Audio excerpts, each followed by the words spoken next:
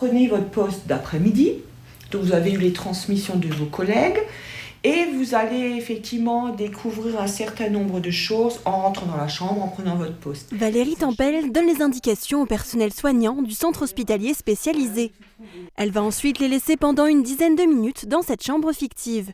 Leur objectif, trouver les erreurs qu'elle comporte du côté des soins et de la prise en charge du patient. Ce qu'il y a là et ce qu'il y a sur l'ordonnance, c'est pas la même chose, ouais. Discordance. Différence, fiche de liaison et prescription médicale. Cette chambre des erreurs va permettre effectivement de retrouver, de repérer des situations à risque, de détecter des anomalies. Et après, effectivement, on reprend avec eux toutes ces erreurs et on leur fait des préconisations, des recommandations. Cet exercice entre dans le cadre de la semaine de la sécurité des patients. Cela permet aux professionnels de santé de prêter une attention particulière à des détails, comme le dosage des médicaments ou des objets dangereux qui peuvent être à la portée du patient. La table est trop loin parce qu'elle n'a pas accès à l'eau.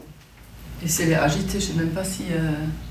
Ouais, elle est attachée. Elle est attachée. Oui, elle est attachée, donc c'est bon. On se rend compte que très vite, nos pratiques font partie de notre quotidien et on peut basculer dans une routine. Et c'est toujours bien d'avoir des petites piqûres de rappel sous forme de jeu. C'est pas plus mal. Comme ça, on peut voir si on arrive à se rendre compte des erreurs qui peuvent des fois se produire dans notre propre service. Vous avez du chlorure de sodium et dans ce chlorure de sodium, vous aviez un potassium qui était mal rangé. Oui. Plusieurs personnels soignants du CHS ainsi que des étudiants infirmiers ont participé à cet exercice qui était une première à Sarreguemines.